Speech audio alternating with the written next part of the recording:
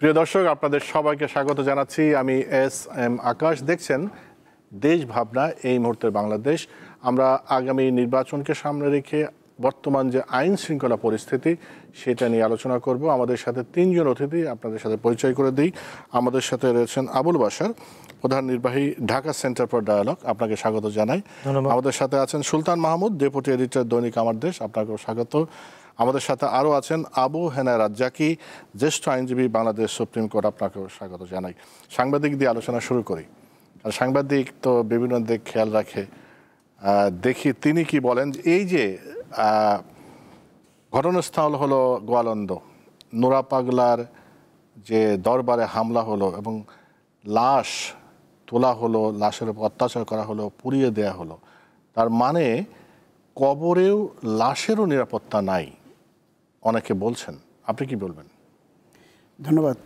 প্রথম হচ্ছে যে সে যেই হোক না কেন, পাগলা হোক আর পীর সাহেব হোক, যেই হোক না কেন, মৃত্যুর পর তার লাশ কবর থেকে তুলে পুড়ে ফেলা, এই নৃশংসতা এবং এটি পৈশাচিকতা একরকম, এটি কোনোভাবেই সমর্থনযোগ্য নয়। সে যে ধর্ম, বর্ণের, যে দলের, মতের, যেখান থেকেই হোক না কেন, আপনি যদি তার বিরুদ্ধে যে এলিগেশনগুলো আনা হয়েছে, সে ধর্মীয় অনুভূতিতে আঘাত দেওয়া হয়েছে তার কর্মতৎপরতা দিয়ে, তাহলে যারা যে নামে, যে সংগঠনের ব্যানারে এই হামলা হলো এবং কে করেছে, কিভাবে করেছে, যাদের নাম বলা হচ্ছে হামলা করেছে তারাই করেছে, না নেপথ্যে ঘোলা পানিতে কেউ মাছ শিকার করেছে, সেটি তদন্ত সাপেক্ষ ব্যাপার। কিন্তু যাদের নামে হলো, তারা কি তাদের ধর্মের যে নির্দেশনা, ইসলাম ধর্মের কোথাও কি এ ধরনের কর্মযজ্ঞ চালানোর বা অপতৎপরতা বা এই নৃশংসতার কোনো অনুমতি দেয়া আছে? সেটি কি তার ধর্ম তাকে সেই স্বীকৃতি বা অধিকার দিয়েছে? সেই প্রশ্নটি সামনে উঠে আসে প্রথমেই। আপনি যেটি বলছেন যে নিরাপদ নয়, আমরা বিভিন্ন সময় যারা সরকারে থাকেন, বিশেষ করে স্বরাষ্ট্রমন্ত্রী এবং আইন শৃঙ্খলা রক্ষার যিনি দায়িত্বে, যাদেরকে প্রথম ধরা হয় যে পুলিশের পক্ষ থেকে বিভিন্ন সময় বিভিন্ন স্টেটমেন্ট আমরা দেখেছি। কখনো কেউ বলেছেন কারো বাড়ি পাহারা দেয়া, বেডরুম পাহারা দেয়া আমাদের পক্ষে সম্ভব নয়, এরকম গল্পও আমরা শুনেছি। মার্ডার হয়েছে ঘরের মধ্যে। আপনি সাগররুনির হত্যাকাণ্ডের কথাই যদি আপনি বলেন, সেই ইস্যুতেও এরকম বক্তব্য আসছে। এখন সরকারের পক্ষ থেকে হয়তো বলতে পারে যে আইন শৃঙ্খলা রক্ষাকারী বাহিনী চেষ্টা করেছে, বা যেটা অলরেডি আমরা স্টেটমেন্টে দেখলাম, প্রধান উপদেষ্টার কার্যালয় থেকেও স্টেটমেন্ট দেওয়া হয়েছে এই ইস্যুতে। সেখানে একরকম দায় এড়িয়ে যাওয়ার একটি মানসিকতার বহিঃপ্রকাশ ঘটেছে বলে আমি মনে করি। একই সাথে যে ঘটনাটি যেভাবে ঘটেছে, ওই ঘটনাটি, সেটিকে স্রেফ যদি আপনি বলেন যে প্রশাসনিক ব্যর্থতা, কারণ ঘটনাটি ঘটছিল, এরকম একটি ঘটনা ঘটতে পারে, হুমকি ধামকি হচ্ছিল, পুলিশ এবং লোকাল অ্যাডমিনিস্ট্রেশন মিলে দুই পক্ষের সাথে বাদ অনুবাদ বা বৈঠকের মতো একটি জায়গায় তারা চলে গিয়েছিলেন, কিন্তু তারা কিন্তু উভয় বুঝতে পেরেছেন, যারা পুলিশ, স্থানীয় পুলিশ এবং ওখানকার যারা প্রশাসনিক দায়িত্বে আছেন, যে একটি বড় ঘটনা ঘটতে যাচ্ছে এবং লোকজন জড়ো হয়েছে, সেখান থেকে হামলা করেছে। এটি একেবারেই প্রশাসনিক ব্যর্থতার বহিঃপ্রকাশ আমি মনে করি। এবং সেই মনে করার কারণটা হলো, এটার সাথে যোগসূত্র হলো যে পতিত সরকার দেশ থেকে চলে গেছে বা তারা বিদায় হয়েছে, পালিয়েছে, কিন্তু সেই পতিত সরকারের যারা দোসর, তারা কিন্তু এখনও 90 থেকে 95% জায়গায় বিগত সরকারকে যারা নানানভাবে আস্ফলনে সহযোগিতা করেছে, অন্যায়, অনাচার, অবিচারে সহযোগিতা করেছে, তারা প্রশাসন যন্ত্র থেকে বলেন, পুলিশ বলেন, কোন জায়গায় নেই তারা। অতএব তারা এই ছাইচাপা আগুনে ঘি ঢালতে অনেকটা নেপথ্যে থেকে কেউ কেউ হয়তো সহযোগিতা করতে পারে, এরকম ঘটনারও আভাস পাওয়া যাচ্ছে। জি, আপনাকে পরে আবার আসবো। আবুল বাশার, আপনি কিভাবে দেখেন? বিশেষ করে বলছে প্রশাসনিক ব্যর্থতা নাকি সরকারের যে একটা বিবৃতি দিয়ে এটা কি দায় এড়ানো যায় কিনা এই ধরনের ঘটনার পরিপ্রেক্ষিতে? ধন্যবাদ আপনাকে, সেই সাথে আমার সহ-আলোচক এবং দীপ্ত টেলিভিশনের সমস্ত দর্শককে। আমরা আসলে আলোচনাটা যদি সাদামাটাভাবে খোলা চোখে যদি এই বিষয়টাকে যদি আমরা ব্যাখ্যা করার চেষ্টা করি, তাহলে আসল ঘটনা থেকে আমাদেরকে অন্যদিকে চলে যেতে হবে। আমি এই জুলাই গণ অভ্যুত্থানের পরে এই কথাটি বারবার বলার চেষ্টা করেছি আমি বিভিন্ন প্রোগ্রামে, বিভিন্ন চ্যানেলে, যে এ ধরনের ঘটনা ঘটতে থাকবে। প্রথমত হচ্ছে এই সরকারের যারা উপদেষ্টা আছেন তারা আসলে একটি দেশকে লিড করার মতো তারা ক্যাপাবল না, নাম্বার 1। নাম্বার 2, দেখেন ইন দ্য মিন টাইম আমরা দেখলাম যে প্রায় 250-র বেশি মাজার সারা বাংলাদেশে তৌহিদি জনতার নামে ভেঙে ফেলা হলো এবং তাদের উপরে যে নির্যাতন, যে হামলা হলো, তার একটারও বিচার কিন্তু এখন পর্যন্ত হয়নি। সরকার, আপনি যেটা বলছেন যে সরকার শুধু বিবৃতি দিয়ে যাচ্ছে, সরকার এটা করবে সেটা করবে, এটা না।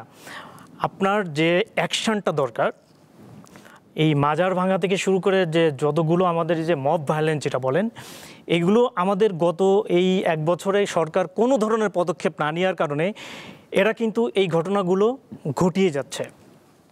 নাম্বার 3, এই ঘটনার পিছনে হচ্ছে আপনার যেটা যে রয়ের যে বাংলাদেশে তাদের যে প্ল্যান ছিল, তো তার প্ল্যান এ এখানে অকার্যকর, প্ল্যান বিও এখানে অকার্যকর, এখন প্ল্যান সি তারা বাস্তবায়নের দিকে আমি মনে করি 80% তারা এখন সফল।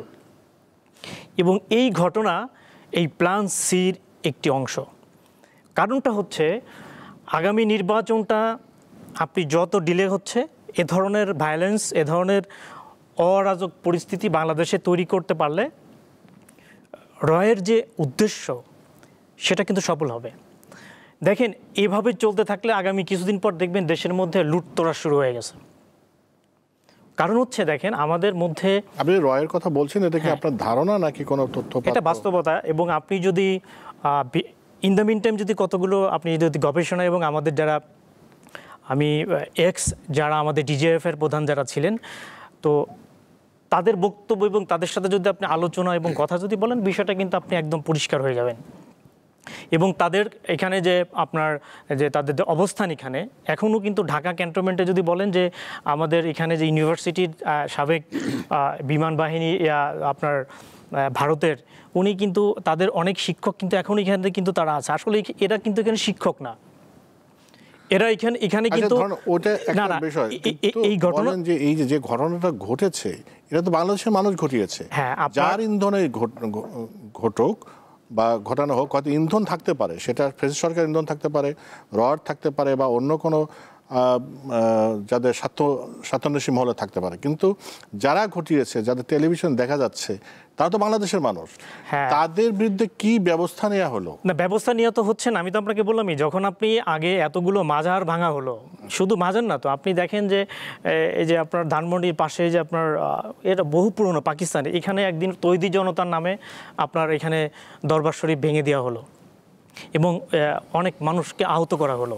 হ্যাঁ, তো আপনি যখন এ ধরনের আপনার ভায়োলেন্সগুলো যখন হচ্ছে, তখন সরকার যখন ব্যবস্থা নিতে ব্যর্থ হচ্ছে, তখন তারা তো উৎসাহী হচ্ছে।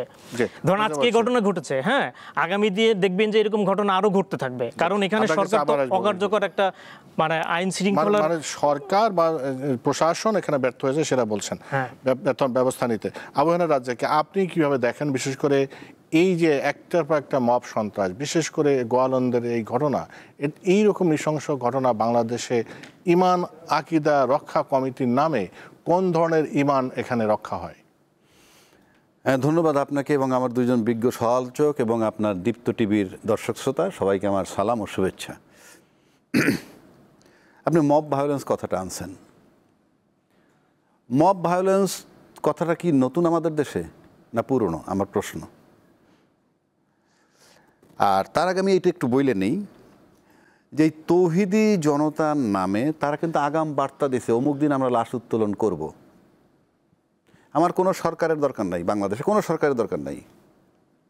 আইন শৃঙ্খলা বাহিনী কিছু রুটিন কাজ আছে, করতে বাধ্য।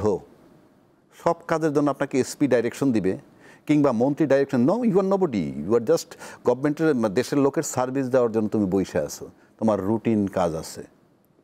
বার্তা দেওয়া হয়েছে কবর থেকে লাশ উত্তোলন করা হবে, কি দেয় নাই? আগাম বার্তা দিছে। আগাম বার্তা দিলে এটা তো প্রশাসনের না জানার কোনো কারণ নাই কারা বার্তাটা দিল। তারপরে যখন ঘটনার লাশটা তুলতে গেল একটা কবর থেকে, সেখানে প্রতিরোধ করা হয়েছে, তাদের তো 2, 4, 5, 10, 20 জন ছিল, তখন তারা কোথায়? আর যেহেতু বার্তা দিছে ঘটনার দিন, তো তাদের একদম তীক্ষ্ণ দৃষ্টি থাকার কথা। তার মানে কি? আমি আবারও বলছি, রুটিন কাজের মধ্যে পরে স্পেশাল কোনো অর্ডার দিতে হবে না। যদি কোনো সরকারি অর্ডার থাকতো যে তার পোস্টমার্টম হবে কোনো কারণে, তাহলে ম্যাজিস্ট্রেট থাকবে উপস্থিত, তারপর এটা লাশ উত্তোলন। এটা অ্যাবসোলুটলি প্রশাসনের দোষ। সরকারের আমরা মোটা দাগে বলবো, কারণ সরকার তো অবশ্যই ঘুরে ফিরে সব কিছু দায়িত্ব সরকার। কিন্তু আমি এখানে বলছি, কারণ ফ্রম ডে ওয়ান এই সরকার মিনিমাম 200 আন্দোলন ফেস করছে, মিনিমাম। বাংলাদেশে কোনো রাজনীতিবিদ এসব বলে নাই যে উনি কিন্তু নির্বাচিত সরকার না, উনি একটা অন্তর্বর্তীকালীন সরকার, তোমাদের দাবি দেওয়া একটাও তার সময় ঘটে নাই, অতীত সরকারের আমলের। সুতরাং তোমরা বাবা যার যার বাড়িতে যাও, ওনার একটা সুন্দর নির্বাচন করতে দাও, নির্বাচন করব, নির্বাচিত সরকারের কাছে আইসো, আমরা দেখব যেই নির্বাচিত হোক। কেন বলে নাই? রাজনীতিবিদদের কি কোনো রেসপন্সিবিলিটি নাই? শুধু আপনি বসবেন আর আলোচনা করবেন। সম্প্রতি আপনার কি হইলো, এই যে কিছুদিন আগেও এই যে ইঞ্জিনিয়াররা যেটা করলো, তখনও আমরা দেখিনি কাউরে। তো রাজনীতিবিদদের রেসপন্সিবিলিটি কি? ইউনুস জাস্ট নো হেয়ার, আমি তারা কাউন্টই করি না, because he has no commitment, no political commitment, no political ambition. তো সুতরাং আমাদের তো কিছু দায়িত্ব আছে। গেল আপনার ডেড বডি নুরা পাগলা মাজার, তারপরে মামলা হইল অজ্ঞাতনামা 2-3 হাজার। কি টার্ম এগুলা? আপনি এফআইআর ভিতরে অজ্ঞাতনামা ঢুকাইতেছেন, গত 14 বছরের কালচার এখনো চলতেছে। এরপরে আপনার ধরবে, এর ধরবে, 200 ধরে আনবে, তারপরে রাত্রে ছাক করবে, কিছু ছাড়ে দেবে। কোন প্রক্রিয়া ছাড়ে আমরা জানি। আপনি রুটিন কাজ কেন করলেন না? এইটার দায়িত্ব রেসপন্ডের পিওর প্রশাসনের। কেন বলছি? যদি বলেন সরকারের দায়, তাহলে সরকার কি বলছে? এই ডেড বডিটা তুইলা তারপরে পুইরা দে।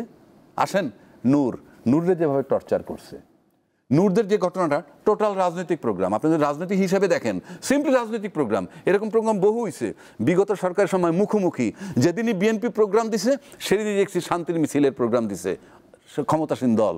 বাংলাদেশে কেউ কথা বলে নাই, মিডিয়ার লোকেও কথা বলে নাই। তাহলে আজকে নুরুকে যে পিটাইলো, এটা কি বলছে ইউনূস সরকার? পিটাও তারে। আমরা যে খালি সরকারের দায় দেই, প্রশাসনের রুটিন কাজ, ওই ঘটনায় ওই রাজনৈতিক প্রোগ্রামে এইভাবে পিটানের কোনো যুক্তি নেই। বাংলাদেশে কেউ বলবে না যেটা যুক্তি আছে। সুতরাং এখানে আসলে সরকারকে চালায় কে, এগুলো বিরাট কোশ্চেন মার্ক। তারপরে আসেন, এরা কারা? আপনি একটা রিফ্লেকশন দিতে চাচ্ছেন, মৌলবাদী, তৌহিদি জনতা, এই টার্মটা কে দেয়? এই নামটা কে দেয়? একটা লোক অপরাধ করে স্বীকার করতেছে, তারপরে 2-3 হাজার অজ্ঞাতনামা। আবার বলতেছে, স্বরাষ্ট্রমন্ত্রী একটা কথা বলছে, পুলিশের বিরুদ্ধে একটা অভিযোগ, সে বলছে অভিযুক্ত প্রমাণিত না হওয়া পর্যন্ত পুলিশের ব্যাপারে কিছু বলা যাবে না। He has no right. আরে ভাই, এত স্মার্ট হওয়ার দরকার নাই তো। আপনি এই জিনিসটা করতে পারতেন প্রকাশ না করে। এক তো প্রোটেকশন দিতে পারতেছেন না, দ্বিতীয়বার এটা বলার মানে কি? আপনি যদি প্রকাশ্যে বললেন, এটার মানে কি? আপনার তো বলার দরকার ছিল না। আপনি তো এটা ইন্ডোরে সারতে পারেন। আমি কথার তর্কের খাতিরে বলছি যে হ্যাঁ ঠিক আছে, পুলিশে কেউ কিছু যতক্ষণ তো অভিযুক্ত প্রমাণ। তুমি একদম সাংবাদিকরা গেছে, কি বলে না বলে অ্যাট ওয়ান্স এদের চলে যাওয়া উচিত এইভাবে। মানে আমি বলছি, এখন আসেন, এই ঘটনার দায়ভার কার? পিওর ব্যর্থতা রাজনীতিবিদদের। আমি আবারও বলছি, বলবেন আপনারা কেন? প্রশাসন কথা শোনে না। রাজনীতিবিদরা বলে একটা নির্বাচন হয়ে গেলেই সব ঠিক হয়ে যাবে। কেন? এর আগে নির্বাচিত সরকার ছিল না? নির্বাচিত সরকারের ধাক্কা দিয়ে তো সামরিক সরকার আসে। কিভাবে আসে? লুপ হোল আপনারা রাখেন, ছিদ্র আপনারা রাখেন। সুতরাং এগুলা ভেগ টার্ম। এখন আপনি যদি সিম্পল আসেন, প্রশাসনের যদি আপনি দায় দিন, এখানে প্রশাসনের দায় পিওরলি ইউনূস সাহেব কালকে লাল কার্ড দেখাই দিলাম, চলে গেল। এই যে কথায় কথায় আমরা বলি যে এই ক্ষতি করতেছে, ওই ক্ষতি করতেছে, ভাই যেমন বললেন সামনে আরও ঘটবে। উনি যদি রাজনীতি দলের সাথে সম্পৃক্ত থাকেন ভিন্ন কথা। এই যে আরও হবে, আমরা কেন ইউনূস সাহেবকে অ্যালাউ করতেছি? কারণটা কি? নির্বাচন পরে আপনি আগে যান, আগে আপনি চলে যান। কারণ আপনি থাকলে তো আমার আরও ক্ষতি। আমি ফেব্রুয়ারি পর্যন্ত তাকায় তাকায় দেখবো কেন? উনি তাকায় তাকায় দেখবে কেন? রাজনীতিবিদরা দেখবে কেন? বিকজ আপনাদের সন্তানের তো কোনো টাচ করতে পারে না। রাজনীতিবিদদের কোন ব্যক্তি ভিকটিম হইছে? সুলতান মাহমুদ, এখন যে আলোচনাটা হলো, আমরা দেখছি যে এত মাজার ভাঙা হলো, এত মব সন্ত্রাস হলো, সেটা দেখছি যে সরকার কিন্তু বারবার বলছে সেই আগের সরকারের মতো যে আমরা ব্যবস্থা নিচ্ছি, প্রতিটা ঘটনায় ব্যবস্থা নেওয়া হচ্ছে। কিন্তু এখন পর্যন্ত আমি পত্রপত্রিকায় ঘেটে দেখলাম যে অনেকগুলো ঘটনায় মাত্র 23 জনকে গ্রেপ্তার করা হয়েছে। এখন আমার আপনার কাছে যেটা প্রশ্ন, এই ধরনের অপরাধ দমনে রাষ্ট্রের ভূমিকা কি, বা রাষ্ট্রের যে ভূমিকা দেখছি তা কি আমরা ঠিক বলবো? ধন্যবাদ। দেখেন, অপরাধ দমনের দায়িত্ব রাষ্ট্রের, প্রশাসন যন্ত্রের, আইন শৃঙ্খলা রক্ষাকারী বাহিনীর। আইন শৃঙ্খলা রক্ষাকারী বাহিনী যেখানে বিশৃঙ্খলা ঘটতে পারে, সেই শঙ্কাটা যখনই তৈরি হবে, সরকারের অনেকগুলো এজেন্সি আছে, এরকম কোনো আভাস ইঙ্গিত পেলে সেটির ভেতরে তারা ঢোকেন এবং সেখান থেকে নির্যাস বের করে নিয়ে এসে সেটির রূপরেখা সেই সন্ত্রাস বা সন্ত্রাসী তৎপরতা বা আইন শৃঙ্খলার অবনতি ঘটতে না পারে যাতে, সেটির জন্য পরিকল্পনা নেবে এবং যাদের বাস্তবায়ন করবার দরকার সেটি তারা করবেন। এটি কতগুলো এজেন্সি এটার সাথে কাজ করে স্টেপ বাই স্টেপ। তো আমি যেটি বরাবর বলছি, এই অন্তর্বর্তীকালীন সরকার দায়িত্ব নেবার পর এক একজন এক একভাবে বলে। আমার বক্তব্যটা হচ্ছে যে এই অন্তর্বর্তীকালীন সরকার এসছে যারা, তারা এদের মধ্যে কেউ কেউ আছেন বিগত তত্ত্বাবধায়ক সরকার, একাধিক তত্ত্বাবধায়ক সরকারে তারা দায়িত্ব পালন করেছেন। এরা কেউ পলিটিশিয়ান না, এরা কেউ অ্যাডমিনিস্ট্রেটিভ চিফ ছিলেন না এখানটাতে।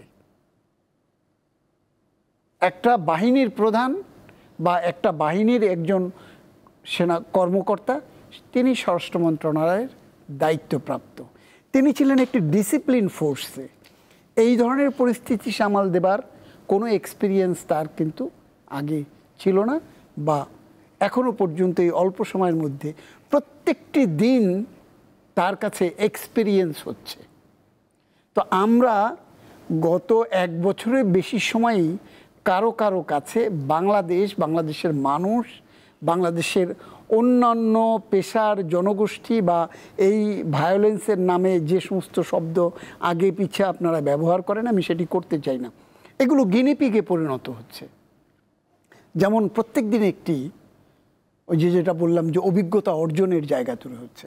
তো সেইখানটাতে আপনাকে অবশ্যই, আবার বলি অবশ্যই দায়িত্ব সরকারের, কিন্তু সেই সরকারের যোগ্যতা আছে কিনা, সেই সরকারের সামর্থ্য আছে কিনা, সেই সরকারের সেটিকে অ্যাচিভ করবার বা সেটিকে অ্যাডপ্ট করবার বা সেটিকে এক্সিকিউশন করবার কোনো ক্ষমতা তার হাতে ক্ষমতা আছে, কিন্তু সেটি কার্যকর করছে কিনা, কারা করবে।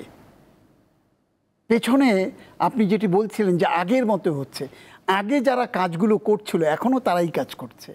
আগে যারা এই বিবৃতি বক্তব্য তৈরি করে দিত বা বলতো যে এটি এরকম ব্যবস্থা নিচ্ছি, সেই লোকজনগুলোই আছে। সামনে কজন মাত্র নতুন লোককে দায়িত্ব দেওয়া হয়েছে, তাদের চেয়ার, পদ পদবি, গাড়িতে পতাকা, এই হলো পার্থক্য।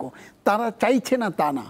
এই সরকার কোনোভাবে প্রফেসর ইউনূসের নেতৃত্বাধীন সরকারে যারা আছেন, যেটি রাজ্জাকি ভাই বললেন যে তারা নির্বাচিত না, তাদের কোনো রাজনৈতিক কমিটমেন্ট নাই, তারা কোনো প্রতিশ্রুতি দিয়ে আসেন নাই, তো তারা চাইছেন, তারা কোনো অবস্থাতে কি চাইবেন যে তাদের এই মেয়াদে বিশৃঙ্খলা হোক, এরকম ভায়োলেন্স হোক? কখনোই চাইবেন না। কিন্তু তারা চাইছেন যে শান্তিপূর্ণ অবস্থান থাকুক, কিন্তু তারা পারছেন না, কারণ যাদেরকে দিয়ে পারবেন তারাই কাজ করছে না। জি। তো তারা যদি কাজ না করে, যেটি উনি বলছিলেন যে আগামী দিনে নির্বাচন যত ঘনিয়ে আসবে তত নানান ধরনের বিশৃঙ্খলার ডালপালা ছড়িয়ে দেবে বিভিন্ন জায়গায়। তো সেটিকে শক্ত হস্তে দমন করবার জন্য সরকারকে অ্যাগ্রেসিভ যদি সরকার না হয়, প্রশাসন যন্ত্রে যাদেরকে যেখানে দায়িত্ব দেওয়া হয়েছে তারা যদি অন্ততপক্ষে এই সময়ের জন্য কমিটেড না হয় যে না, যে কোনো মূল্যে প্রতিহত করব। আপনার যেটি রাজ্জাক ভাই বললেন যে ঘোষণা দেওয়া হয়েছে যে এটি করা হবে, আপনি দুটি রাজনৈতিক দল, ছোট্ট দুটি সংগঠনও যদি আজকে টিএসসিতে, যে এই যে এখন ডাকসু নির্বাচনকে কেন্দ্র করে যদি ছাত্রদল এবং ছাত্র শিবির তারা যদি বলে আমরা কালকে টিএসসিতে প্রোগ্রাম করব, দুইটা করলে তাহলে কী হবে? বিশ্ববিদ্যালয় প্রশাসন ব্যবস্থা নেবে, আর যদি বাইরের যদি কোনো কিছু হয় তাহলে 144 দেবে। সেটি তো প্র্যাকটিস। কিন্তু সেটি রুটিন কাজ, সেটি তো হয় নাই। এবং যখন পোড়াচ্ছে তখন আইন শৃঙ্খলা রক্ষাকারী বাহিনীর ছবি আমরা দেখলাম, ভিজুয়াল ছবিতে তারা দাঁড়িয়ে আছে। তো কি হতে যাচ্ছে? বার্তা কিন্তু কঠিন বার্তা, এখনই হুঁশিয়ার হতে হবে। জি, আবুল বাশার, আপনি কি মনে করেন আসলে যে বার্তা আপনি প্রথম দিকে যদিও বলেছেন যে আসলে এই অপরাধ দমনে প্রশাসন বা রাষ্ট্র ঠিক ব্যবস্থা নিচ্ছে না, কারণ তার কয়েকটা উদাহরণ দিয়েছেন, কিন্তু তার মানে হলো রাষ্ট্র যখন অপরাধীদের বিচার করে না তখন দায় মুক্তি সংস্কৃতি তৈরি হয় বাংলাদেশে, সেটার দিকে যাচ্ছে। এখন অনেকেই বলছে যে এখন এই যে রাষ্ট্র বা মানে ধর্মের নামে সন্ত্রাস বা রাজনৈতিক আদর্শগত অপরাধের ক্ষেত্রে যে সন্ত্রাস, এইটা করতে যেয়ে বা এইটা দমন করার জন্যে সরকারের যে অবস্থান সেটাকে অনেকে বলছেন যে পক্ষপাতমূলক আচরণ, কখনো কারোর উপর চড়াও হচ্ছে, কখনো কোথাও নীরব দর্শকের মতো দাঁড়িয়ে সেটা হতে দিচ্ছে, আবার অন্যদিকে বলছে আমরা ব্যবস্থা নিচ্ছি। আসলে এই সরকার প্রধান হিসাবে আপনি যতই দায় এড়ানোর চেষ্টা করেন, ডক্টর মোহাম্মদ ইউনূসকে এর দায় অবশ্যই তাকে নিতে হবে। কারণ আপনি যখন জানেন যে আমি এই দায়িত্ব নিতে যাচ্ছি, মানে বাংলাদেশের এই পরিস্থিতির মধ্যে দিয়ে আমাকে দায়িত্ব নিতে হচ্ছে, এর মধ্যে অনেক ধরনের ঘটনা ঘটবে। হ্যাঁ, এখন তার যে অভিজ্ঞতা, অতীত যে অভিজ্ঞতা যদি না থেকে থাকে, তাহলে তার শুরুতেই তার আসাও কোনো প্রয়োজন ছিল না। আপনি যদি বিগত সরকার প্রধানদেরকে যদি দেখেন, আমরা তো সমস্ত ঘটনার দায়ী তাদেরকে দিয়ে আসছি, আমাদের ট্র্যাক কি বলে। সুতরাং এই দায়িত্ব ইউনূস সাহেবকে অবশ্যই নিতে হবে। কারণটা হচ্ছে যে উনার আন্ডারে তো সমস্ত অ্যাডভাইজাররা, উনার স্বরাষ্ট্র উপদেষ্টা যদি কাজ করতে না পারেন তাহলে উনি তাকে কেন এখানে তার রাখার যুক্তিটা কোথায়? এটা তো আপনাকে পরিষ্কার করতে হবে যে এই স্বরাষ্ট্র উপদেষ্টা তার দায়িত্ব ঠিকমতো পালন করছে না, আপনি তাকে ওখানে রাখছেন কেন? আমি তো স্পষ্ট দেখতে পাচ্ছি কতগুলো উপদেষ্টা আছে, এটা মানে কি বলবো আপনাকে, এটা গুড ফর নাথিং, কিন্তু আপনি তাদেরকে বহন করে যাচ্ছেন। নির্বাচিত সরকারের ব্যাপারে রাজ্জাকি ভাই যে কথা বলে, নির্বাচিত সরকার বাংলাদেশে অবশ্যই প্রয়োজন। কেন প্রয়োজন আমি আপনাকে বলি।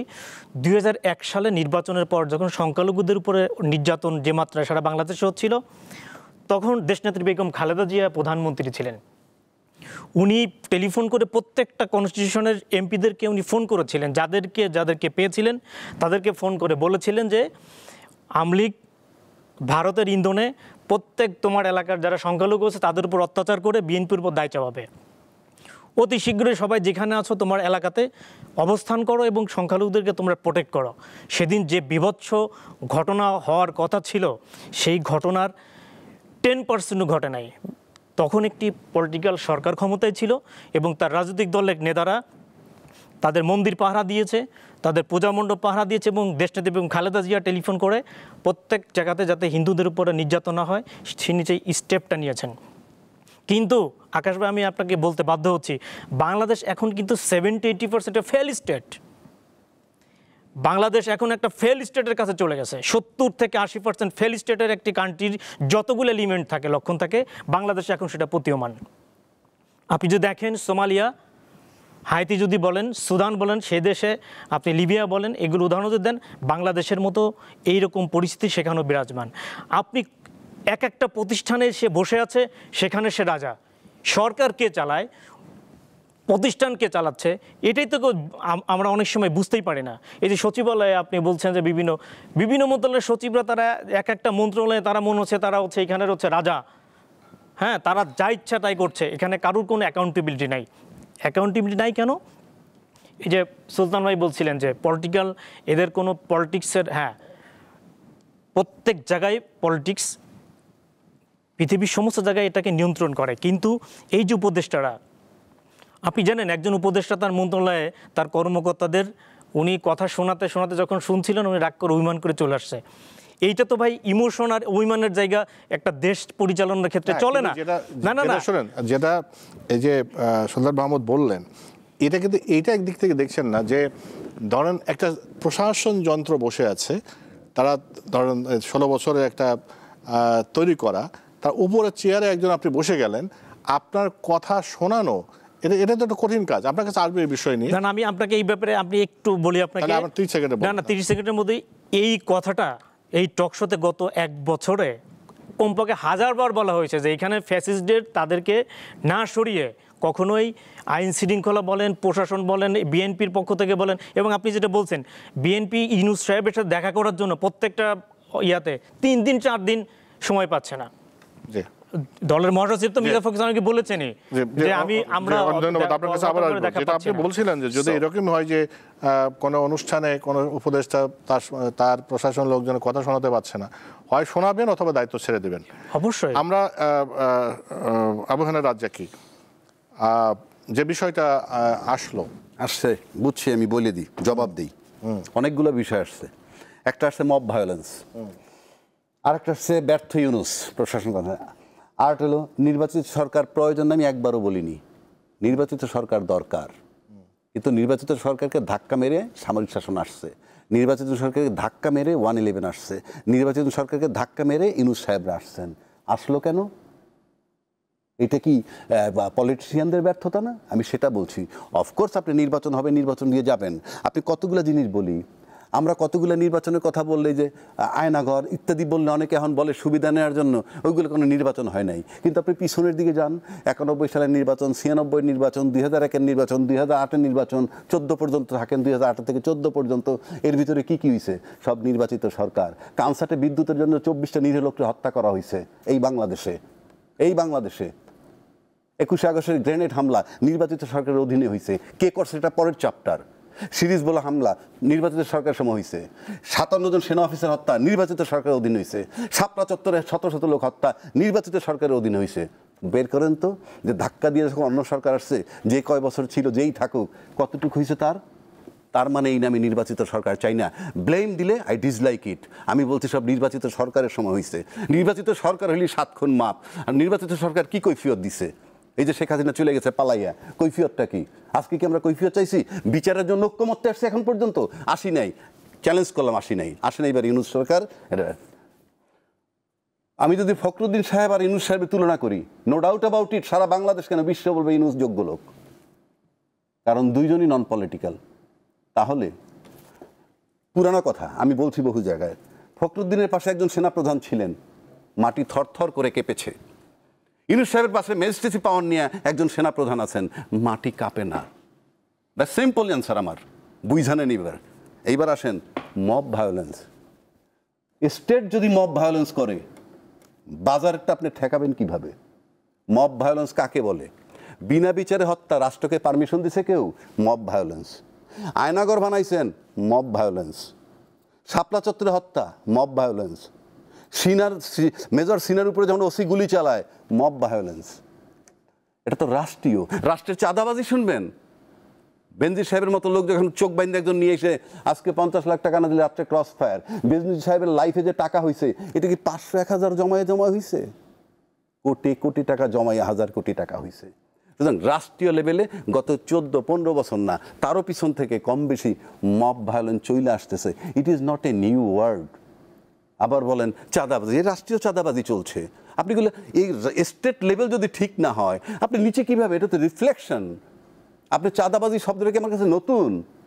ইট ইজ ভেরি ওল্ড ওয়ার্ড, মানে ওয়ার্ড, বহু পুরনো শব্দ বাংলাদেশে, কিন্তু আমরা এমনভাবে উপস্থাপন করি শব্দগুলো যেমন আমার কাছে নতুন আসছে। সুতরাং এই যে কথাগুলো বলা হচ্ছে, অফকোর্স নির্বাচিত সরকারের কাছে যাবে, কিন্তু নির্বাচিত সরকারে যাওয়ার আগে এই যে আজকে নির্বাচন কমিশন যে প্রশ্নটা তুললো, মানে সংবিধান মোতাবেক নির্বাচন করতে যাচ্ছে, কোন সংবিধান মোতাবেক? সিম্পল কোশ্চেন, কোন সংবিধান মোতাবেক বলেন আমারে, সবাই বলেন। 72 সালেরটা তো, 72 সালেরটা, এছাড়া তো সংবিধান নাই। সেই সংবিধানে কি বলা আছে? একটা মাত্র সরকার আছে, কে? প্রধানমন্ত্রী। নির্বাচিত প্রধানমন্ত্রী ছাড়া ওই সংবিধানে বর্তমানে কোনো সরকার নাই। আর তত্ত্বাবধায়ক সরকার ফেরত আসার সম্ভাবনা, আসে নাই ফেরত। আর কোনো সরকারের কথা বলা আছে? নাই। চ্যালেঞ্জ করলাম, নাই। তো নির্বাচন কমিশন যে বলতেছে আমরা এই সংবিধান মোতাবেক নির্বাচন করব, এই সংবিধান মোতাবেক এর বিধানটা কি জানেন? সংসদ ভেঙে যাওয়ার 90 দিনের মধ্যে নির্বাচন। সংসদ ভেঙে যাওয়ার 90 দিনের মধ্যে আমি নির্বাচন কমিশনকে প্রশ্নটা থ্রো করলাম, and it's my challenge throw your channel. যদি কেউ রিপ্লাই দিতে পারে বাংলাদেশে কেউ, আমি ওনাদেরকে করছি না, আমি তাদেরকে করছি। কারণ আপনি সংসদ উনি ওত নিলেন 8ই অগাস্ট 2024, সেই থেকে 90 দিন ধরে 7ই নভেম্বর 2024-এর মধ্যে নির্বাচন হওয়ার কথা। ওনার নিয়োগ হয়েছে 21শে নভেম্বর 2024। ইউনূস সাহেব নর্মালি তার একটা চিঠি, ইউনূস সাহেবের বৈধতা নিয়ে আমি আসছি না এখন, উনি একটা চিঠি দিয়ে দিলেন যে তুমি নির্বাচন অ্যারেঞ্জ করো। উনি ফেব্রুয়ারিতে 26-এ নির্বাচন দিচ্ছেন কোন সংবিধানে, কোন আইনে? আপনি যে এতগুলো লোকের টাইনে সংসদ পর্যন্ত নিয়ে যাবেন কোন আইনে? কৈফিয়ত চাই আমরা। আপনাকে ক্লিয়ার করে, রাষ্ট্র, সমিতি না, রাষ্ট্র। যেহেতু আপনার নিয়ম মোতাবেক নির্বাচিত সরকার ক্ষমতায় থেকে নির্বাচন করছে, সেই সংবিধানটাই এখনো আছে। তাহলে নির্বাচনটা কে করবে? অনির্বাচিত সরকার না নির্বাচিত? যদি নির্বাচিত সরকার প্রশ্ন আসেন, শেখ হাসিনার রেসপন্সিবিলিটি ছিল, ঠিক আছে চলে গেছে, তাহলে 90 মধ্যে যে নির্বাচন দেন, আপনি নিয়োগ হয়েছে 21শে নভেম্বর 2024-এ, আর মেয়াদ শেষ হয়ে গেছে নির্বাচন করার 90 দিন হিসাব করলে 7ই নভেম্বর 2024-এ। জি, আপনার কাছে আবার আসবো, যখন আমি ফিরবো আপনি যে প্রশ্নগুলো করেছেন সেই প্রশ্নগুলো উত্তরই আপনার কাছে চাইবো, আমি সমাধান দিব। আমি হ্যাঁ, সেই প্রশ্নের উত্তর আপনার কাছে চাইবো। সুলতান মাহমুদ, এখন এই আইন শৃঙ্খলা, তো একটা নির্বাচন, ভালো নির্বাচন করতে হলে তো আইন শৃঙ্খলা পরিস্থিতি ঠিক রাখা দরকার, এটা পূর্ব শর্ত। কিন্তু পথে ঘাটে অবশ্যই সাংবাদিক হিসেবে প্রশ্ন পান, ভাই নির্বাচন হবে তো, ফেব্রুয়ারিতে নির্বাচন হবে তো? আমরা প্রেস উইং থেকে কয়েকবার শুনতেছি, আজকেও বলেছে ফেব্রুয়ারিতে নির্বাচন হবে, কোনো শক্তি ঠেকাতে পারবে না। আপনি কি মনে করেন? ধন্যবাদ। দেখেন, সরকার বা সরকারের প্রেস উইং থেকে যেটি বলেছে সেটি আমি মনে করি যে এটি সরকারের নিজস্ব ভাষ্য। তারা যে ডক্টর প্রফেসর ইউনূস দায়িত্ব নেবার পরপরই, আমার যতদূর মনে পড়ে, মাস চারেকের মাথায় উনি বলেছিলেন 2026-এর মধ্যভাগে নির্বাচন দেবেন। এবং আমি এ পর্যন্ত কয়েকবার সম্ভবত বলেছি, এখন পর্যন্ত উনি ওনার প্রতিশ্রুতির জায়গায়, কথার মধ্যে কনসিস্টেন্সি আছে, কনসিস্টেন্সি আছে। রাজ্জাকি ভাই যেগুলো বলছিলেন সেগুলো অনেক চওড়া কথা, অনেক লম্বা কথা। তা আমি ওই জায়গাটাতেই যদি স্ট্রিক্ট থাকি যে নির্বাচন কি আদৌ হচ্ছে, তো সরকার চাইছে যে তার ঘোষিত সময়ের ভিতর নির্বাচন করতে, এটি তার ডিক্লারেশন। এবং সেজন্য ইলেকশন কমিশনকে গণপ্রতিনিধিত্ব অধ্যাদেশ 1972 অনুযায়ী নির্বাচন কন্ডাক্ট করবার জন্য যতগুলো কর্মযজ্ঞ আছে সেগুলো করবার জন্য তাদেরকে দায়িত্ব দেওয়া হয়েছে। একটি সরকার যাবার যেভাবে যদি যায়, যদি আন্দোলন সংগ্রাম নির্দিষ্ট প্রসেসের মধ্য দিয়ে সময়ের আগে যদি সরকার চলে যায়, তখন 90 ডেজের মধ্যে পরবর্তী সরকার নির্বাচন দেবে, এবং সেটি তত্ত্বাবধায়ক সরকার ব্যবস্থার মধ্য দিয়ে। আমাদের সংবিধানে তো তত্ত্বাবধায়ক সরকার ব্যবস্থাই ছিল না, সেটিকে মুছে ফেলা হয়েছিল বা কিল করা হয়েছিল। একটি পরিবর্তিত প্রেক্ষাপটে যে সরকার এসেছিল, সেই সরকার অতীতের যত তত্ত্বাবধায়ক সরকার প্রত্যেকেই 3 মাসের জন্য এসেছিল। ফখরুদ্দিন মঈনুদ্দিনের যে সরকার, যেটি বলা হয় যে আর্মি ব্যাকড সরকার, সেই সরকার এসে 2 বছরের সময় বাড়িয়ে নিয়েছিল। কিন্তু এই সরকার কোনো সময় দিনক্ষণ নির্দিষ্ট করে কোনো দায়িত্ব নেয় নাই। সেহেতু তাদের যে সময়কাল, সেই সময়কালের মধ্যে যে সময়টা তারা ঘোষণা করেছিল, ওই সময়ের মধ্যে নির্বাচন দেব, সরকার সেই পথেই হাঁটছে। এখন এই নির্বাচনকে যেটি বলা হয় উৎসব মুখর করবার, কারণ গত 3টি নির্বাচনকে যদি আপনি ধর্তব্যের ভিতরে না আনেন, সেখানে যদি অন্যায়, অনিয়ম বা রাতের ভোট, যেভাবেই বলা হোক না কেন, সেগুলোকে সেই জায়গা থেকে যদি আপনি সঠিক ধারায় ফিরতে চান, এবং সেই জন্য বলছেন যে উৎসব মুখর পরিবেশে নির্বাচন হবে, গ্রহণযোগ্য অন্তর্ভুক্তিমূলক নির্বাচন যদি করতে হয়, সরকার সেই জন্য ঐক্যমত কমিশন থেকে শুরু করে রাজনৈতিক নেতা, যারা রাজনৈতিক নেতৃবৃন্দ আছে, বিভিন্ন দলগুলোর সাথে তা বসছে, এবং তাদের চেষ্টাটা কিন্তু আছে। সরকারের পক্ষ থেকে যে একটি চেষ্টা করতে হয় গঠনতান্ত্রিক প্রক্রিয়া বা নিয়মতান্ত্রিক প্রক্রিয়ায়, সেই প্রক্রিয়াগুলো কিন্তু জারি আছে। এখন প্রশ্ন হচ্ছে সেই নির্বাচনটা হবে কি না। আপনি বলছিলেন নির্বাচন হতে হলে, আপনি যে কথা বলছেন যে আইন শৃঙ্খলা পরিস্থিতি তার পূর্ব শর্ত। এখন উৎসব মুখর নির্বাচন যদি করতে চান, অংশগ্রহণমূলক নির্বাচন যদি করতে চান, অন্তর্ভুক্তিমূলক নির্বাচন যদি করতে হন, সবার আগে আইন শৃঙ্খলা নিশ্চিত করতে হবে যে ভোটাররা ভোট কেন্দ্রে যেতে পারবে, ব্যালট বাক্স ছিনতাই হবে না, বাড়িতে বাড়িতে গিয়ে হামলা হবে না, বোমা হামলা হবে না, হুমকি ধামকি হবে না, এইগুলো। এখন সেই পথেই কিন্তু সেটিরই জন্যই কিন্তু এই আইন শৃঙ্খলার বিষয়টা উঠে এসছে। সরকার যদি চায়, সরকার যদি রোল করে, এই সরকারের পক্ষে একজন কি বলে, রাজ্জাকি ভাই বলেছেন যে থরথর করে কাঁপতো, একজনের পাশে একজন সেনাপ্রধান, সেটি কিন্তু ঘোষিত ছিল। সেই সময়ের সরকার তো তখনকার যিনি সেনাপ্রধান ছিলেন তখন কিন্তু কখনো কখনো মনে হয়েছে ফখরুদ্দিন সাহেবের চেয়ে মোর পপুলার, মোর পাওয়ারফুল তৎকালীন সেনাপ্রধান। কিন্তু এখনকার সেই সরকারের সাথে, ফখরুদ্দিন মঈনুদ্দিন সরকারের সাথে এই সরকারের তুলনা করবার কোনো সুযোগ নাই, কারণ বাস্তবতা ভিন্ন। বাস্তবতা ভিন্ন এই জন্য যে আমাদের সেনাবাহিনীর জায়গায় আছে, সরকারের জায়গা আছে, আইন শৃঙ্খলা রক্ষাকারী বাহিনী তাদেরকে ঢেলে সাজানোর চেষ্টা করা হয়েছে, কতটুকু পেরেছে না পারার কারণেই তো আজকে এই পরিস্থিতি তৈরি হচ্ছে। তো সরকারকে অ্যাক্ট করতে হবে, এখানে কারো বিদায় ঘণ্টা বা কাউকে বের করে দেওয়া, কাউকে চলে যাওয়া মুখ্য বিষয় না। এখান থেকে যদি আজকে ধরে নেন যে প্রফেসর মোহাম্মদ ইউনূস আজকে বললেন যে না আমি থাকবো না, যেটি উনি বলেছেন যে সরকারের মান অভিমানের কোনো সুযোগ নাই এই জায়গাগুলোতে, উনি চলে যাবেন, চলে যাওয়ার পরিস্থিতিটা কী হবে, পরবর্তী পদক্ষেপ কী হবে, কারা ওত পেতে বসে আছে, এরকম একটি পরিস্থিতি কারা চাইছে যে এরকম একটি বিশৃঙ্খল পরিস্থিতি চলে আসুক, তৈরি হোক, এবং তখন পতিত যারা পালিয়ে গেছে তারা আবার ফিরে এসে অরাজকতা তৈরি হোক। এবং তখন কি হবে, জুলাই আন্দোলনে যে হতাহতের ঘটনা ঘটেছে, যে বিশৃঙ্খলা জ্বালাও-পোড়াও হয়েছে, তার চেয়ে কয়েক গুণ বেশি হবে। আমি বলবো যে সরকার সেগুলোকে পাত্তা দেবে না এবং সরকার এই জায়গাগুলোতে শক্ত হবে এবং যাতে যেখানে যে ভায়োলেন্স, যারা কথা শুনছে না তাদের বিরুদ্ধে অ্যাকশন নিতে হবে, যাতে সাধারণ মানুষের জানমালের নিরাপত্তা এবং এই যে নানানভাবে কি ভায়োলেন্স আপনারা বলছেন, এই শব্দটা আমি উচ্চারণ করতে চাই না, উনি বলছেন যে যুগে যুগে কালে কালে এগুলো হয়ে আসছে, সময় এবং ঘটনার প্রেক্ষাপট কিন্তু ভিন্ন, একটির সাথে আরেকটি কখনো মেলানো যাচ্ছে না। অনেক ধন্যবাদ আবুল বাশার। আপনি শুরুর দিকে যে বলছিলেন, এখন একই প্রশ্ন আপনিও হয়তো পেয়ে থাকবেন যে আসলে নির্বাচন হবে তো, কিন্তু মানুষের মধ্যে এই আশঙ্কা কেন যাচ্ছে না?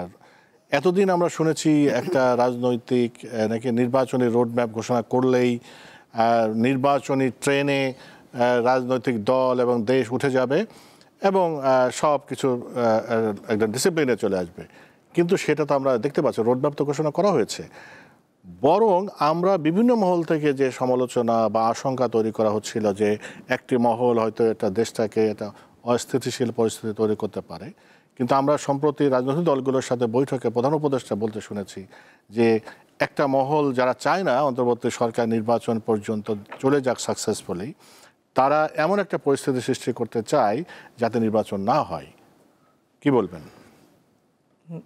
তার আগে আমি রাজ্জাক ভাইয়ের 2-3টা কথা বলতে চাই। সেটা হচ্ছে যে আমাদের পিলখানার হত্যাকাণ্ড, এটা কিন্তু মানে বাইরের ইন্ধনে এই ঘটনাগুলো ঘটছে। আপনি তারপরে ফুলবাড়ির কথা বললেন যে বিএনপি যখন ছিল, সে ঘটনাও কিন্তু একজন ব্যক্তির ইন্ধনে আইন শৃঙ্খলা বাহিনী বাধ্য হয়েছে সেখানে ফায়ার করতে, এবং পরবর্তীতে আওয়ামী লীগ আবার তাকে মনোনয়ন দিয়ে তাকে আবার সংসদেও নিয়ে আসছে।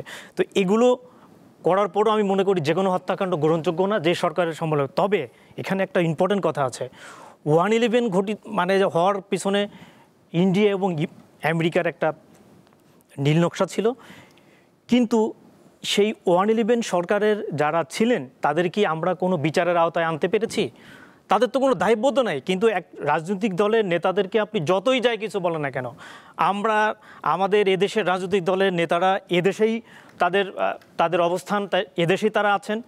এবং আপনি দেখেন এই ফেসিবাদেরও যদি আপনি বলেন, শেখ হাসিনা চলে গেছে, অনেকেই চলে গেছে, কিন্তু অনেকেই তো গ্রেপ্তার হয়ে তারা আইনের মুখোমুখি হচ্ছে। কিন্তু তত্ত্বাবধায়ক সরকারের যারা মঈনুদ্দিন, ফখরুদ্দিনের কাউকে কি আমরা এখানে কি আইনের আওতায় নিয়ে আসতে পেরেছি? এখনও যারা আছেন, আপনি কি মনে করেন যে এদেরকে আপনি ভবিষ্যতে তাদের দ্বারাই যদি কোনো ধরনের অপরাধ সংগঠিত হয় তারা কেউ এদেশে থাকবে? অসম্ভব, কখনোই এদেশে থাকবে না। এখন রাজ্জাক ভাই অনেক বিষয় বললেন। আসলে আমাদের এই যে সংবিধান বিশেষজ্ঞ, এই কনসেপ্টটাই আমাদেরকে ছুঁড়ে ফেলে দিতে হবে। সংবিধান যদি একজন রিকশাওয়ালা না বোঝে, ওই সংবিধান দিয়ে আমি কি করব? আমরা সংবিধান বিশেষজ্ঞ সুপ্রিম কোর্টে বসে আছেন, সংবিধান বিশেষজ্ঞ একজন ব্যবসায়ী যদি সংবিধান না বোঝে, এই সংবিধান আমার কোনো প্রয়োজন নাই। পৃথিবীর অনেক দেশে সংবিধান নাই, সেই দেশ অনেক সুন্দর চলছে। আমাদের দেশে তো সংবিধানের দোহাই দিয়ে এত কিছুর কোনো প্রয়োজন নাই। আবার বলছেন আপনি, হ্যাঁ আমাদের আর্টিকেল 106 অবশ্যই আছে, রাষ্ট্রপতি চাইলে দেশের যে কোনো পরিস্থিতিতে সে সরকার গঠন করতে পারে, এবং এটাও তাই হয়েছে। উনি সুপ্রিম কোর্টে পাঠিয়েছেন, সুপ্রিম কোর্ট থেকে এসেই সরকারের এখানে তারা বৈধতা নিয়ে এখানে ক্ষমতা। কিন্তু প্রশ্নটা হচ্ছে যে আগের সরকারগুলোর ক্যারেক্টার এবং এখনের যে পরিস্থিতি, আপনি সেনাবাহিনীর কথা বলছেন, সেনাবাহিনী যদি এখন একজনকে যদি আপনার গুলি করে মারে, তখন দেখবেন যে তাকে ফ্যাসিবাদের ট্যাগ দেওয়া হচ্ছে। সেনাবাহিনী সেই রিস্কটাতে যেতে চাচ্ছে না। সেনাবাহিনী তার স্বতন্ত্র অবস্থা নিয়ে সে থাকতে চাচ্ছে। সেনাবাহিনী যদি এখন হার্ডলাইনে যায়, দেখেন সেনাবাহিনী হার্ডলাইনে যাওয়ার পরে অনেক রাজনৈতিক দলের নেতাদের কিন্তু টর্চারে তাদের মৃত্যু হয়েছে, আপনারা জানেন। তারপরে কিন্তু তাদের বিরুদ্ধে অনেক ধরনের অভিযোগ আসার পরে সেনাবাহিনী তার নিজস্ব অবস্থানকে তারা চাচ্ছে যে একটা নির্বাচন হওয়ার পরে আমরা বেড়াকে ফিরে যেতে চাই। সেনাবাহিনী এই পরিস্থিতিটাকে তারা রাজনৈতিক দল সেনাপ্রধান বারবার বলছে যে একটা নির্বাচিত সরকারের কাছে তারা ক্ষমতা হস্তান্তর হোক, তারা তাদের রুটিন কাজ করেন, তাদের সৈন্যকে তারা বেড়াকে নিতে চায়, তারা এখানে রাখতে চায় না। আপনি যেটা বলছেন নির্বাচনের কথা, এই সরকারকে তো কেউ বিশ্বাসই করে না। আপনি যে বলছেন ইনুসের কথা, উনি তো ধোয়াশা বলে, ওনাকে একটা কথা বলে দেখবেন উনি মুসকি হাসে, ক্লিয়ার করে কিছু বলে। জনগণ যে আপনার কনফিডেন্সে নিবে, আপনার আচরণ অ্যাক্টিভিটিস তো আপনাকে সেভাবে শক্ত থাকতে হবে। দেখেন আপনি দেখেন এইভাবে একটা মধ্যযুগীয় একটি বর্বরতা, রাজ্জাক ভাই বললো আমি তাকে সাপোর্ট করি, ৩৫০০ আপনি মানুষের নামে মামলা করলেন, অজ্ঞাত আরও অনেক। এখন আপনি তো সেই ফ্যাসিবাদের গল্প শোনাচ্ছেন, আবার ফ্যাসিবাদের কাজগুলোই করে যাচ্ছেন। আমি তো আপনাকে বলেছি যে আপনি সংবিধানে একটা অ্যামেন্ডমেন্ট করেন যে দেশের প্রধানমন্ত্রী, রাষ্ট্রপতি, সংসদ সদস্য, প্রত্যেক দলের নির্বাহী জাতি নির্বাহী কমিশন যারা, তারা বিদেশের ট্রিটমেন্টের জন্য, তাদের সন্তানদের চিকিৎসার জন্য ওইগুলো কোনো কিছু করতে পারবে না। এবং সংসদ সদস্যদের লাল পাসপোর্ট পাবে না, তারা কোনো সুবিধা পাবে না। দেখবেন সব 80% সময় সমাধান হবে। এত সংস্কার আপনি বিদেশে, আপনি এখানে নির্বাচন কমিশনে সংস্কার করে কাকে বসাবেন? আপনি কি নেদারল্যান্ড থেকে লোক নিয়ে সেখানে বসাবেন? আপনি এখানে যাকে বসাবেন সে আপনার যদি তার গার্ডস, সে যদি স্ট্রং হয়ে কাজ না করে, সে মনে করবে যে বিএনপি ক্ষমতা আসবে বা জামাত আসবে, আমি তার পক্ষেই কথা বলি। আমাদের এই যে আপনি দেখেন ডক্টর আকবর আলী খান, উনি কাজ করতে পারেন নাই, উনি পদত্যাগ করেছিলেন। এখন অনেক উপদেষ্টা আছে, তাদেরকে এত বলা হচ্ছে আপনি মানুষ কেন, আপনি ৫০,০০০ মরে গেলেও তারা পদত্যাগও করবে না, তারা ওখানে বসে থাকবে। কারণ কি, বাংলাদেশের ক্ষমতার চেয়ারে এক ধরনের সুপারগুলো আছে, এমন ভাবে লেগে যায় ওখান থেকে সরতে চায় না। আর ইনুসের কথা আবার আসবো। আবু হেনা রাজ্জাকি, আপনি যে প্রশ্নগুলো তুলেছেন, বলেছিলাম যে আপনার প্রশ্নের উত্তর আপনার কাছে জানতে চাই, একই সাথে ওই ডেটের সংক্ষেপে দিয়ে যে প্রসঙ্গগুলো আমি বলতে চাচ্ছি সেটা হলো ডক্টর মোহাম্মদ ইউনূসও কিন্তু আশঙ্কা করেছেন যে এখানে একটা অস্থিতিশীল পরিবেশ তৈরি করার জন্য একটা মহল কাজ করছেন। আপনি সেটা মনে করেন কিনা? ধন্যবাদ আপনাকে। আমি কয়েকটা কথা বলি আপনাকে। যেমন নির্বাচন হবে তো, যে প্রশ্নটা আপনি আনলেন, আপনি মকিম গাজী ডাকাইতের নাম শুনছেন বোধহয়। মকিম গাজী, আমি লাকিলি কোর্টে ছিলাম, মকিম গাজী বলতেছে মকিম গাজীর আটকে রাখে বাংলাদেশে এমন কোনো জেল নাই। অর্থাৎ আর আগে সে 2 বার জেলখানা থেকে পালাইছে, কিন্তু ওই দিন আমি মনে করছি যে সে আর পালাইতে পারবে না, বিকজ সাউন্ড করে না। ছাত্ররা যে আন্দোলনটা করলো, সাউন্ড ছিল না, সমস্ত গোয়েন্দা ফেল। ডিজিএফআই এনেছে, ওনারা তো খালি বাইরের কথা বলে, বুলশিট। আমি বাইরেরটা যাবোই না, আমি আর আভ্যন্তরীণ দেখব। আপনি ডিজিএফআই ফেল করছে, এনএসআই ফেল করছে, সব ফেল করছে। এই সবই ছিল পতিত সরকারের সেবা দাস। তারপরে তো ঘটনাটা ঘটছে। এখন কিন্তু সেই ছাত্ররা সেই জায়গাটায় নাই, সেটা ভিন্ন আসপেক্ট। কিন্তু এই যে মকিম গাজী ব্যর্থ, সেটা 2 নম্বর গাড়ি ক্রয়, কারা মন্ত্রী হবে তাদের জন্য সরকার গাড়ি কিনছে, এগুলো আমাকে ইন্ডিকেশন যে আশঙ্কা করছে সঠিক, বাট এটা বুঝাচ্ছে খুব নির্বাচনের দিকে মনোযোগী। 1 2 ভাই একটা কথা বলছে, কালক্ষেপণ করতেছে সংস্কারের নামে। আমি আই ডু এডমিট, কিন্তু যখন সে শুরু করছিল প্রথম 2 মাসে ভাবছিল যে সে করতে পারবে, কারণ সে এয়ারপোর্টেই বলছিল আমার কথা শুনলে আমি থাকবো, না শুনলে আমি না পারলে চলে যাব, আমি আমার কাজের জায়গায় যাব। সংস্কারের প্ল্যানটা তার হয়তো সুন্দর ছিল, ঐক্যমত্য সুন্দর ছিল। 2 মাস পরে সে বুঝে ফেলছে যে না, এটা বোধহয় সম্ভব না। তখন সে কালক্ষেপণে গেছে, কারণ সে নির্দিষ্ট টাইমে চলে যাবে। কিন্তু আমার প্রশ্ন, উনি খুব সুন্দরভাবে বলল, রাজনীতিবিদরাও বুঝে নাই ইউনূস সাহেব এতদিন খেলা করতেছে। ইউনূস সাহেব তো আমি বুঝলাম, হ্যাঁ, তাহলে এই রাজনীতিবিদরা সেই ফেব্রুয়ারি থেকে শুরু করে অদ্যাবধি যাচ্ছে সংস্কারে, ঐক্যমত্য, রাজনীতিবিদরাও বুঝে নাই। যদি না বুঝেন তাহলে তিনিও তো ব্যর্থ। আমার ধারণা বলছি যে কোনো চলে যেতে পারে, তার রেসপন্সিবিলিটি নেই, কারণ আমরা রেসপন্সিবিলিটি দেই নেই। উনি কিন্তু একটা কথা বলছে, কতক্ষণ মনে হয় এনসিপি, কতক্ষণ মনে হয় জামাত, কতক্ষণ মনে হয় বিএনপি, উনিই বলছেন। তাহলে তো সে হয় নিরপেক্ষ, নয় সব পক্ষ। তাহলে তারপর কাছে নির্বাচন নিতে যান কেন? আপনি একদিকে থাকেন, 2 দিক যেতে পারবেন না। 3 ইউনূস সাহেব কিন্তু নির্বাচনের দায়িত্ব কিন্তু দিয়ে দিয়েছে নির্বাচন কমিশনরে। এখন কিন্তু ইউনূস সাহেবের কোনো রেসপন্সিবিলিটি নাই, সে চলে যেতে পারে কালকে। আমি বলছি না উনি চলে যাবেন, চলে গেলে কিন্তু বাংলাদেশের লোক যে যত গল্প করুক, হারে হারে টের পাবে। আমি লেখে দিতে পারি, এবং সে যদি স্পন্দিতে চলে যায়, কারণ আমরা দায়িত্বশীল লোকের এমন কথাও শুনছি যে ইউনূস সাহেব চলে গেলে আমরা বিকল্প লোক খুঁজে নিব, কিন্তু রাষ্ট্রপতি চলে গেলে ওনারা বিকল্প লোক পান না, সাংবিধানিক ভায়োলেশন হয়। অ্যান্ড আমি মনে করি যে country is going to pay for it, যে আমি শিওর, কারণ যারা এই সমস্ত কথাগুলো বলে তাদের কিন্তু কিছুই হয় না, তাদের কিছুই হয় না। সাফার করে সাধারণ মানুষগুলো, সাধারণ করে সাফার করে আমাদের মতো লোকগুলো। নাহলে আপনি দেখেন এই যে এত বড় একটা আন্দোলন হইল, এই আন্দোলনে কোন দায়িত্বশীল নেতার কোন ছেলে কোন নাতি মারা গেছে, তাদের সন্তানকে বিদেশে পাঠায় আর রাখালের ছেলে অমুকের ছেলেরে মাঠে পাঠায়। This is the politics of Bangladesh. সুতরাং আপনি গল্প যতই বলেন, আপনি যদি দেশটাকে ভালোবাসেন, দেশপ্রেমিক হন, তাহলে তো ইউনূসরে বাদ দেন না। ইউনূসরে ছাড়া আপনারা কেন ঐক্যমত্যে আসতে পারলেন না?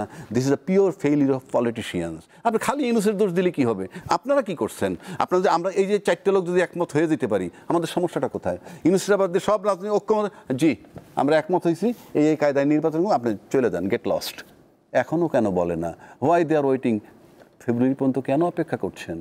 সুতরাং আপনাকে বুঝতে হবে যে আপনারা সব পারেন, আবার অনেক কিছুই পারেন না, এখানে মানতে হবে। জি, আমরা শেষ পর্যায়ে চলে আসি। আমি শেষ প্রশ্ন যেটা করতে চাই, সমাধানটা দিয়ে দিই, যেটা বলছেন সমাধানটা ইলেকশন কমিশন যদি সেফলি এক্সিট নিতে চায়, গল্প করলে কাজ হবে না। এই মেম্বার অফ পার্লামেন্টে বৈধভাবে পার্লামেন্ট পর্যন্ত নিতে হবে। সেজন্য তার নৈতিক দায়িত্ব হলো, যেহেতু সে ট্রেন মিস করছে, 90 ডেজ শেষ, তারপরেও নিচ্ছে, তার উচিত রাষ্ট্রপতির কাছে বলা যে আমাদেরকে সেভ করেন, কিভাবে করব, just send it to supreme court, একটা ওপিনিয়ন নিয়ে আসেন, আমরা নির্বাচনটা করতে পারি। এই গেল এক সাইড। দ্বিতীয় সাইড হলো জুলাই ঘোষণাপত্র যেটা করছে, সেটার ভিতরে এই সরকারের মেয়াদ ঢুকাইতে হবে, যে এতদিন তার মেয়াদ দেওয়া হইলো, এর ভিতরে নির্বাচন কমিশন নিয়োগ দিবেন এবং উনি নির্বাচন করে চলে যাবেন, তাইলেও আপনি বৈধতা পাবেন। নাইলে তাদের প্রশ্নবিদ্ধ হবে, যারা সামনে পার্লামেন্টে যাবে তাদের যাওয়ার প্রক্রিয়াটাই হবে প্রশ্নবিদ্ধ। লিখে রাখতে পারেন আপনি। জি, সুলতান মাহমুদ, অনেকে বলছেন যে ধরেন আমরা অনেকেই বলি বা সবাই বলে যে নির্বাচন অন্তর্ভুক্তিমূলক হতে হবে। এখন আমরা শুনছি যে নির্বাচনের আগে সরকার কিছু কিছু সময় বলছিল, যখন বিএনপি নির্বাচন আসছিল না, তখন বলতো যে অন্তর্ভুক্তিমূলক নির্বাচন মানে সব দলে অংশগ্রহণ করার দরকার নাই, জনগণ আসলেই হবে। কিন্তু জনগণ কীভাবে কতটা আসছে আমরা তো সেটাই জানি। কিন্তু এই নতুন বাস্তবতায় এখন আবার দেখছি যে সব দলের অংশগ্রহণ দরকার নেই, জাতীয় পার্টিকে বাদ দিলে অসুবিধা নাই, আওয়ামী লীগকে তো নিষিদ্ধ করাই হয়েছে। এখন জনগণ আসলেই হবে, জনগণও যে আসতে পারবে সেটাও তো মানে নিশ্চয়তা আছে কিনা। এখন আপনি বলেন যে অন্তর্বর্তীকালীন নির্বাচন বলতে শুধু কি এই ভোটার নাকি নির্বাচনের এদেরও আসতে হবে? ধন্যবাদ। এখন দেখেন, সংজ্ঞা আপনি আপনার সুবিধা মতো যদি আপনি কোনো সংজ্ঞা তৈরি করেন, সেটি তো আপনি করতেই পারেন। আর যদি সত্যিকারের সংজ্ঞায়িত করেন, সেই জায়গায় আপনাকে সাধারণ মানুষের এই যে অন্তর্ভুক্তিমূলক নির্বাচনের কথা বলেছেন, অন্তর্ভুক্তিমূলক নির্বাচনটা হলো সব দল একত্রিত হয়ে যে নির্বাচনে অংশ নেবে। এখন সব দল বলতে এখন আওয়ামী লীগকে নিষিদ্ধ করেছেন, আওয়ামী লীগ তো নিষিদ্ধ হয়নি, আওয়ামী লীগের কার্যক্রম নিষিদ্ধ করেছেন, আওয়ামী লীগের কর্মযজ্ঞ নিষিদ্ধ করেছেন। এখন আওয়ামী লীগ যদি নির্বাচন না করতে পারে, সেটি একটি প্রশ্ন তৈরি হবে। আবার যদি নতুন করে বলেন যে হ্যাঁ, জাতীয় পার্টি আওয়ামী লীগের দোসর ছিল, তারাও নির্বাচনে আসতে পারবে না, যেটি বিদায়ের পূর্ব মুহূর্তে আওয়ামী লীগ কী করেছিল, রাশেদ খান মেনন, হাসানুল হক ইনু এদেরকে দিয়ে সামনে রেখে তারপর বলেছিল জামাত নিষিদ্ধ করা হলো। পতনের ঘণ্টা তো এই ধারাবাহিকতায় বেজেছে। তো এখনকার প্রেক্ষাপটে যদি আওয়ামী লীগ নিষিদ্ধ হয়, অন্যান্য দলগুলো যাতে ইলেকশন করতে পারে, সেই লেভেল প্লেয়িং ফিল্ড আপনাকে তৈরি তো করে দিতে লাগবে। সেই লেভেল প্লেয়িং ফিল্ড তৈরি করবার জন্য উনি যেটি বলছিলেন যে সব দলের ঐকমত্য তৈরি করতে হবে। আমি তো দেখছি যে এই ঐকমত্যের নামে যা হচ্ছে, একজন এক একটা ইগো ধরে বসে আছে।